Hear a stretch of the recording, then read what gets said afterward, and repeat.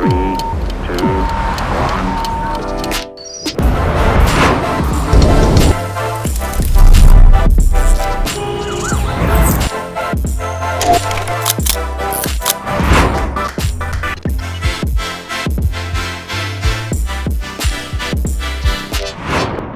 How's it going, guys? Welcome to the In My Element podcast. I'm excited. I've had this project in queue for a good minute. It's amazing that I get to now finally record and make something happen. Like I said, I think in the caption and just overall message of this is essentially, I believe everyone has a story to tell, whether you're early in the process or late in the journey, man. I think every person has a purpose. So I'm just here to showcase friends, showcase people that I'm inspired by. So today I actually have a really good friend of mine coming through. His name is Graham White. Cue the little sound. I don't know what that was, bro. I don't know what that was, Cue the intro. But I have a good friend of mine, Graham White. He is an awesome person. We met a while back. Where did we meet, bro? Coffee shop, I'm pretty sure. Shop. Yeah. Subculture Coffee back in the day, my barista days. Around what time? Around what time? It was definitely at night because I only worked night shifts. That was what, 5 years ago? Five and a half years ago? That was a while back. It was a while back. And I remember around that time I was in youth ministry, so I would come in with my buddy, Daniel. Shout out to Daniel, man. If you're watching this, I love you, brother. We would just come and hang out and grab a cold brew at 12 a.m., which is the smartest thing to do if you want to stay up all night. Yep. And essentially it was it was a good time, man. And that's how I met you. You were working with Shane at the time. Oh, gosh. Yeah, I was working with Shane. A whole different crew back then. Yeah. That was savage. It was fun, though. It was a different time, yeah. I just literally, bro, I've been inspired by essentially seeing the process, like you just mentioned, from the coffee shop to now where you're at. And obviously we'll go in more in depth of your story. But, dude, tell us, where are you from? Like, were you born and raised in Florida? Or tell the people where you're from, man. Well, I was born in Lake Wales, raised in Central Florida. In DeLand, Florida is where I grew up and raised. I don't know where that's at. Exactly. It's about 20, 30 minutes inland from Daytona Beach, near Ocala area. So born and raised in Florida, grew up there, which is weird because I always prefer the cold. Whenever I go on trips, it's always somewhere freezing, whether it be Iceland, Norway, Alaska, whatever. Bro, it's interesting. I better cut you off, but it's interesting because I tell people all the time, like, so I've lived in Florida since 2004, but I'm from California originally. Shout out LA. But we moved here in 2004, but I hate the heat of Florida, man. Like, it's not my vibe. No.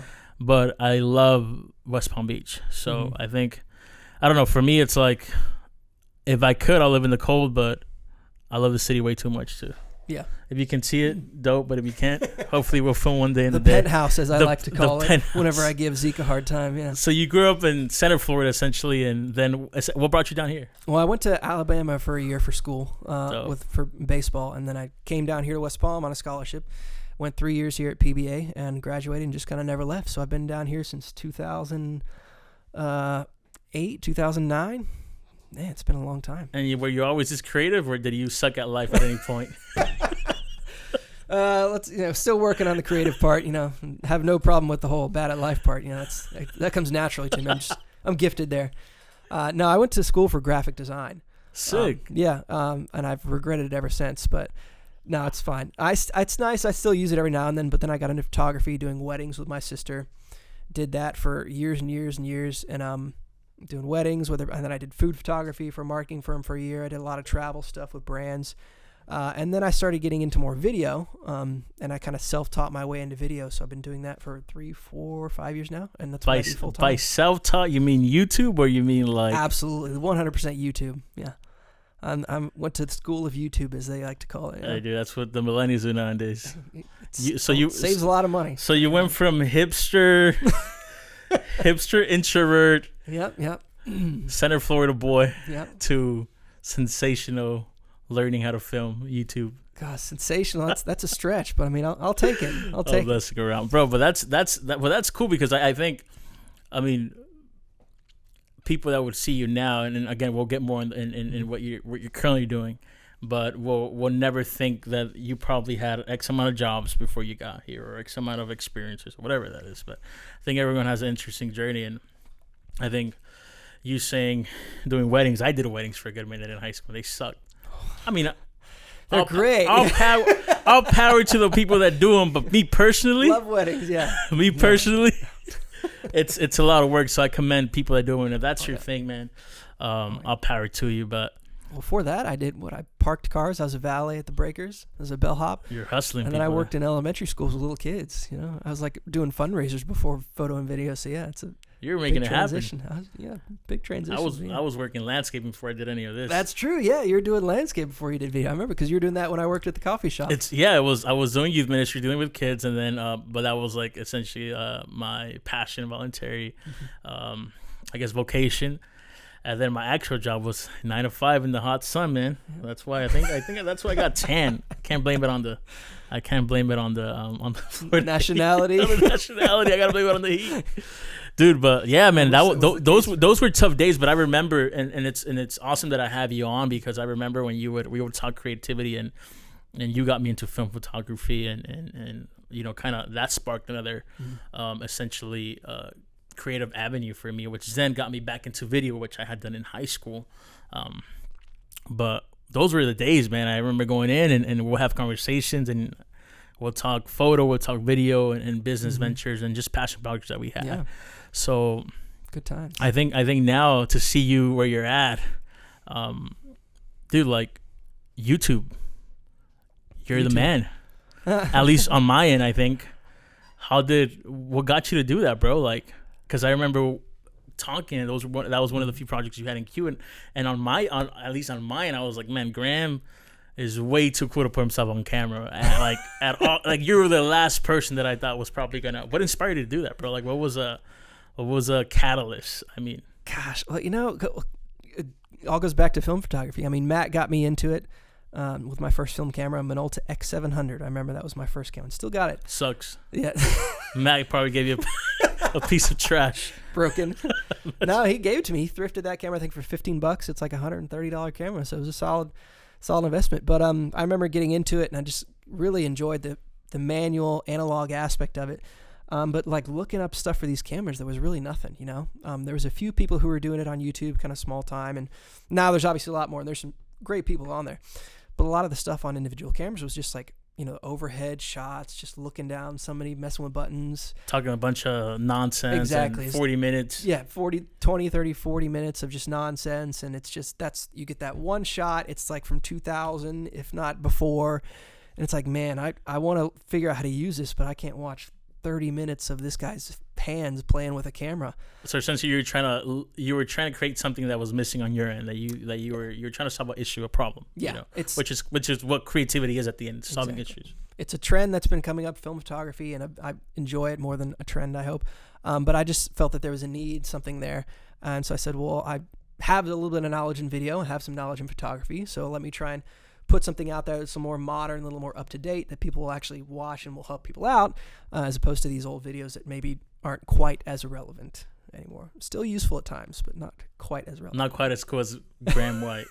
Not quite as cool as what they could be with all of modern cameras and stuff. I mean, a lot of stuff was probably shot on who knows what. Dude, but that is pretty dope. I think, again, this podcast is called In My Element, and when I see you doing YouTube videos, again, rephrasing, you were the last person that I thought was going to start a YouTube channel, but you went for it. And I think it takes guts, it takes grit to, you know, step out in faith in any type of form, or to just do something, start anything.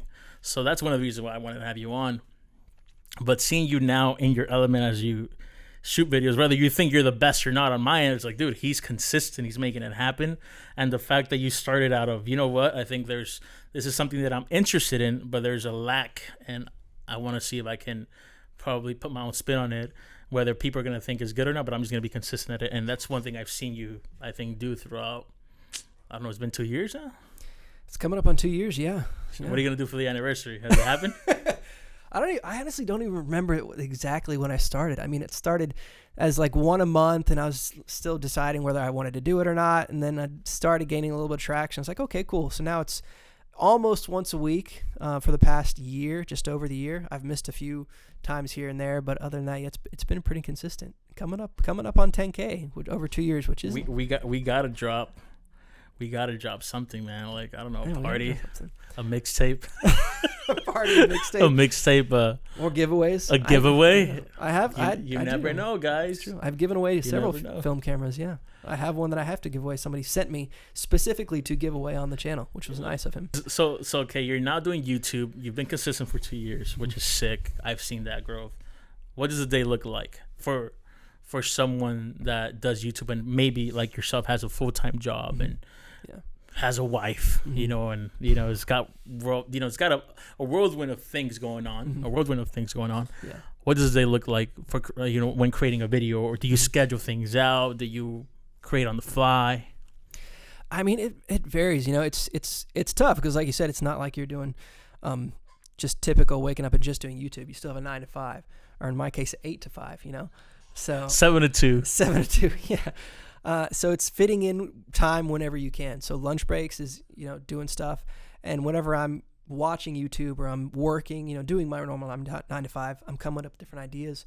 Maybe looking at what cameras I have, maybe looking at what other people are doing as far as digitally or things like that, and coming up with concepts and different video ideas. And then it's scheduling those out, trying to shoot multiple a week, then editing those out multiple a week. I mean, depending on how much effort. I mean, you can spend 8 hours editing a single video, and adding that to a full-time job is a lot. So it's just weighing all that out it can be. But you're essentially still pumping it out, which is crazy. Yeah, I'm recording at least probably 2 days a week, if not 2 to 3 days a week, depending on. But you don't have a full-on calendar on what to do.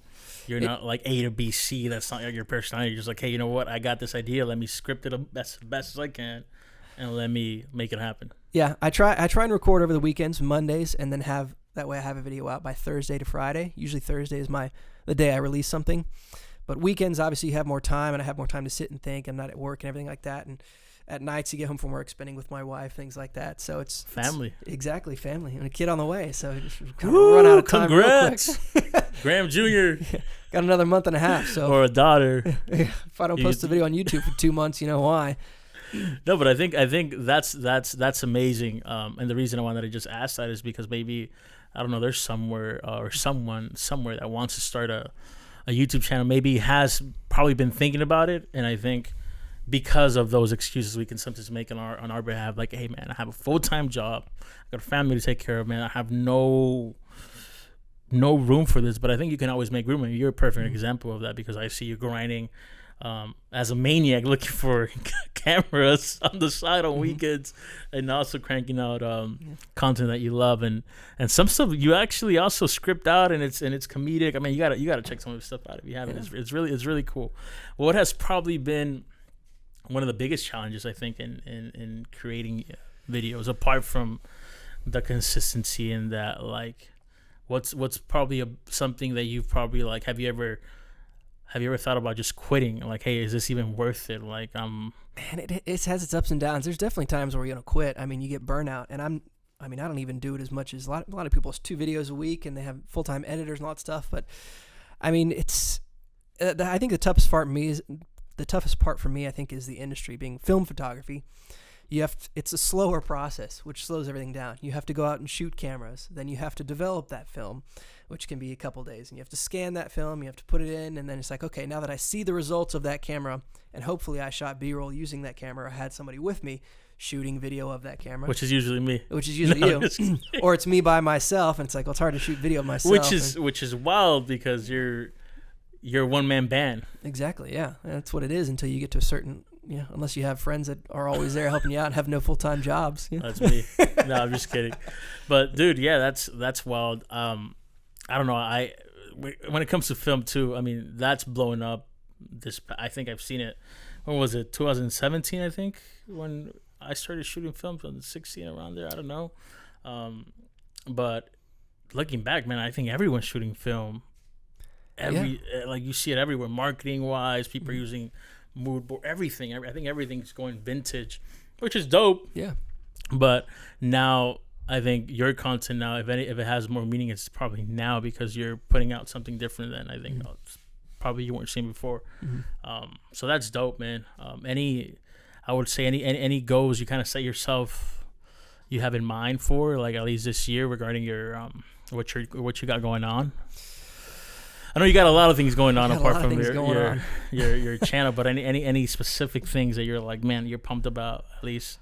I'm it's always about creating different outlets and different revenue streams. I'm really looking into TikTok now, and we just talked about doing shorts a minute ago. Talk. Which shout out to Alex, who you might not see him, but he's behind the camera. Yeah, shout out to Alex. This man is back a there. savage when it comes to, which I want to have him on as well. Yeah. He's a savage when it comes to TikTok Reels and what is it, YouTube Shorts now. YouTube Shorts now. That's a. What is it? He said right before he started running all the cameras.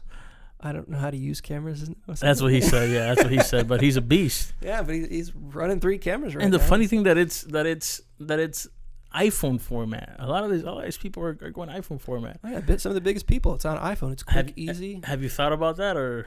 I have, yeah. Which it's got its ups and downs. It's great because you can do it so much quicker and so many people can get into it. But it's also a bit of a downside because it's like, okay, you no longer need that high end equipment or that high end equipment, that great bokeh, things like that you get with a nicer DSLR isn't as big a deal. It's just, which is, in the end of the day, it always comes down to the content. No matter what you're using, whether it's a phone, $5,000 camera. Is it good enough? Is it good enough? Is it gonna stop? Are people gonna stop and scroll essentially? Mm-hmm. Yeah. Which again, for me, even figuring that whole wave out, we talk about it all the time. It's kind of like, it's tough, man. I don't know. I think I always explain it as when I was in high school. Instagram came out like 2011, I think it was, and it was this new thing, and people were taking pictures of their Gatorade bottles, like the sky, palm trees, Starbucks order, the Valencia filter, the weirdest things, and those filters, and man, that was cool, and I think I was like, this is a cool app, and then people that had grown up on MySpace and Facebook, I think, had a hard time transitioning into that in the beginning. Mm-hmm. At least on mine, I was like, well, I'm gonna use it as everyone uses it. But then I was like, you know what? Let me start posting. I was shooting DSLR pictures at the time as well, and I would post them, but it was like nothing big. I didn't think much of it, and I look back and I'm like, man, I regret it because I could have been one of the first people to actually crank out good content. Which now Instagram is completely old business. I tell people all the time, at least a lot of gigs or people that reach out to me is through Instagram. It's through that funnel. So I feel like TikTok coming in now, especially through the pandemic, has kind of been exposed. Like it's a new medium. It's and a lot of these kids, man, they I was telling you last time, I created a little, what is it, like a little reel. It took me an hour to pick the song, to write the text, and then I see kids, like nephews of mine, and they're like 10 minutes in. Alex, I don't know, how long does it take you, bro? Like 20 minutes? Sometimes, maybe an hour. He said an hour. I doubt that. That's not that man pumps out. I have an idea on the spot. But how long is it going to take you to turn this podcast into a YouTube video? Yeah. So you figure you spend 1 hour on one TikTok, you do 3 or 4 of them a week. Yeah. On a YouTube video, depending on how much effects and graphics and stuff I put into it, you're talking 4 to 8 hours, Yeah. So it's like 4 1-minute videos that might go viral, or one 10 to 15 minute video that people are going to watch 4 or 5 minutes of. Here's a good question. Let me ask you this. Who's winning, TikTok or YouTube? Who's winning?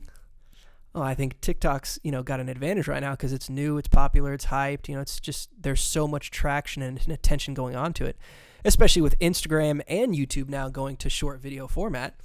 Short video, things are constantly changing, and our attention spans are going shorter and shorter. So 1 minute video maxes. It's like when Twitter came out, you have 120 characters to say what you want to say, and that's it. So I think TikTok is kind of leading right now, but I think YouTube will always have a place because it's long form, and long form is going to be very different than TikTok. But I think TikTok has an advantage right now, but I don't think it'll ever remove YouTube completely. You don't think so? I don't think so. I think there's always going to be a place for long form content. I don't think TikTok being a phone app, I don't think it'll ever have that. I do agree with that. I just think I wanted to just ask it because I know you do YouTube and you don't. I've told you to double down on TikTok just because you're always you're already cranking on YouTube. Why not just crank crank out on TikTok? But it is it is interesting. I don't think long format. YouTube had a huge transition as well when it was. I remember watching YouTube in 2006. And for the Spanish people that are watching this, the first video I watched, I think, was La Caída de Edgar, which is a Mexican kid falling off a bridge. Alex knows what I'm talking about. That's what it used to be. Just funny it's just videos. funny videos, That's all YouTube was, what is yeah. it? Home videos. Like Yeah. I was watching these kids do highlights of like my favorite soccer players at the time. It's the weirdest times. Tosh.0 and what's the other one with the guy, the skateboarder guy, Tosh.0 and what's the other man. one? Rob Deerdick. Yeah, Rob. Oh, Dyrdek. Rob What's it called? Dyrdek. Yeah. Fantasy Factory. Robin No, Big. No. He was in those before, but ridiculousness. Yeah. Oh yeah. Okay. That's how those shows came Yeah. to be. It's just stupid YouTube. It videos. was that type of content, which is insane. But and now it's a streaming servers. It's Yeah, now you you can stream stream things. You shows, movies. you're all stuff, creating, but that's the cool thing because seeing you, dude, you're creating your own platform. You don't have to ask a production company to start a show on film photography. You can literally create content yourself, buy your own equipment, invest in yourself, and have something come out whenever you want it to come out. There is no need for middleman no more, which is the cool thing, which for me has been inspiring to see because I'm like, man, everyone has a chance if you're willing to take it. Oh yeah, If you're willing to take it. I'm willing to take it. I'm willing to put in the time. So it's like you're willing to take this opportunity and just make it and run with it and be consistent, which you've been.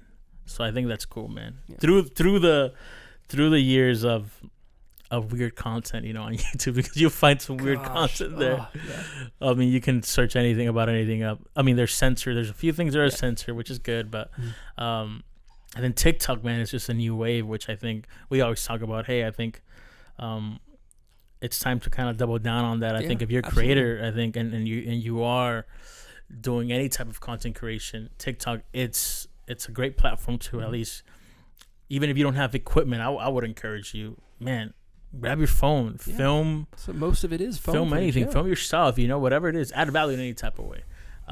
On your end, obviously, you're doing what you love, which is film photography, but also going back to the question, which was, I think, do you only see yourself doing film photography, or do you want to expand and do anything else? Like, you got anything on the horizon in the works, or?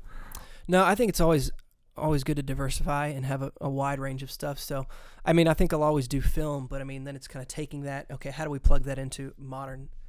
Just like YouTube is now incorporating shorts to compete with TikTok. Yeah. You can post all that content on Instagram, YouTube, and TikTok. Create the same video for 3 different platforms. Yeah. Or take snippets of your YouTube and put it on TikTok, all that kind of stuff.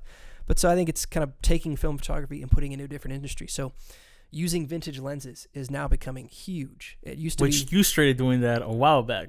Yeah. And I thought it was whack. I didn't think it was anything big. I was like, dude, that's why you have film cameras for vintage, just not to put them on a mirrorless. But it's cost effective, and then you get great looks, different bokeh, all kinds of different things with different vintage lenses. And so it's becoming, I mean, a buddy of mine, Jude, was just telling me that a movie on Netflix recently, they took 4 vintage lenses and rehoused them and shot the whole movie on that lens.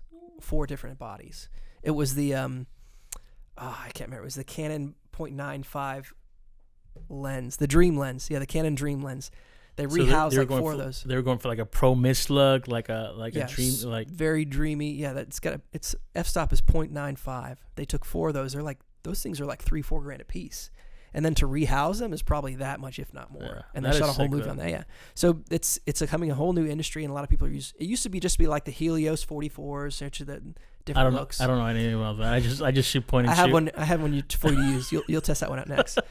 But yeah, I think vintage lenses now are becoming even more popular than vintage cameras, because you can cross use them, photo, video, all that kind of stuff. There's so many different things. Yeah, so I think using that on digital cameras and then kind of translating that look into the digital world is kind of where I see pushing it next to, whether it be LUTs, presets, all that kind of stuff, which are typical, but just using what avenues are available to kind of bring myself into a different group so that I can widen my, my audience and what I can do and what people see me for.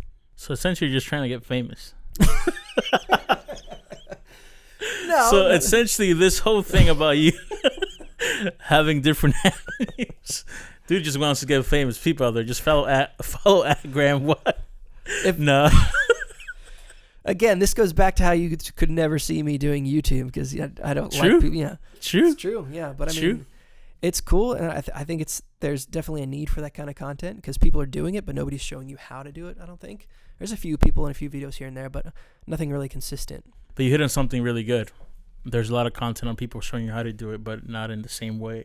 And going back to what we were talking about earlier. You have your own unique voice. You have your own unique perspective. And I think that's what's cool about every single person, man. I think there's a million other people that probably do film photography, that probably shoot film. Yeah. But again, different perspective. But not everyone's making YouTube content. Not everyone's as passionate as maybe you are, or maybe, I don't know. Yeah. But what I'm trying to get at is you have your own eye for it. And I think that's what the world needs. The world doesn't need you to create the same stuff. There's already enough of the same stuff, man. You use your own perspective, your own, I don't know, man, your own kind of look at it and make it happen. But again, it takes not just thinking about it, but doing it, which is what we're doing right now. I'm filming this podcast. Yeah, exactly. No idea what I'm doing, but we're making it happen. And I think for me, one thing I enjoy, man, it's having conversations with people and digging into their stories and kind of getting to know them. Because a lot of people can see you from far. Some people might know you as a barista.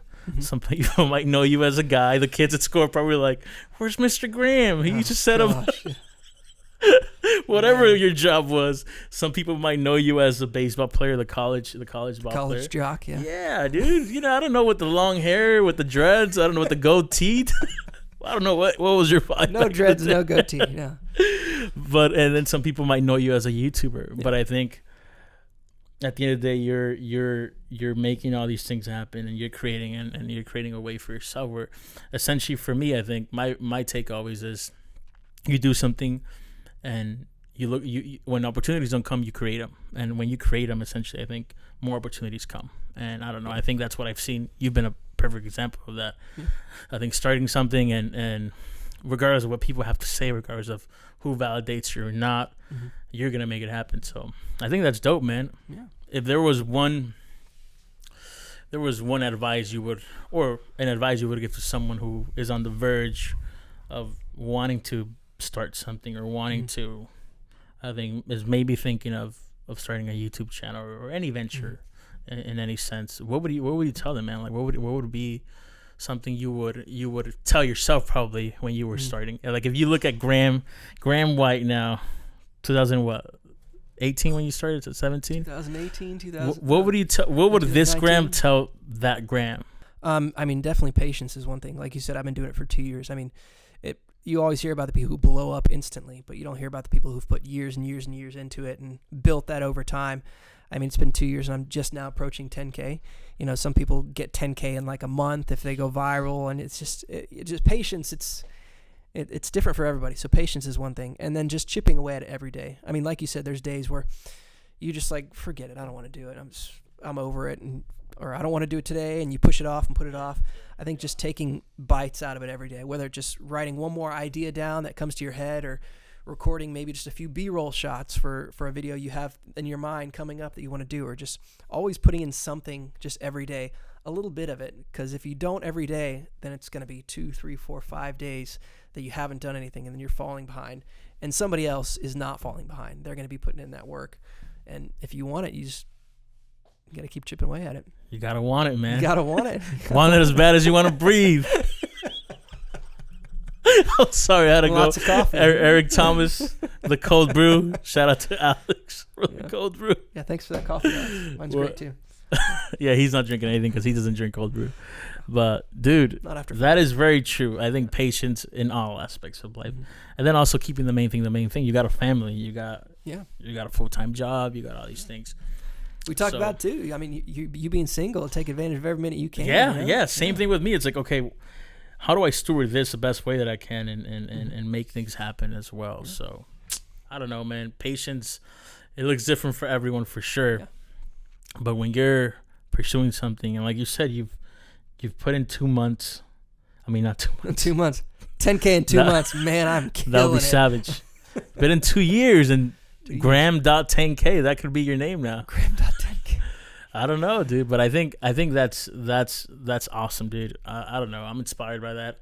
The grind, the passion, and you're really not that dude neither, bro. You're not the motivational guy that's gonna be out here like, hey, make sure you follow your dreams. You're not saying any of that stuff on your channels, but ask me how many friends know that I have a YouTube channel.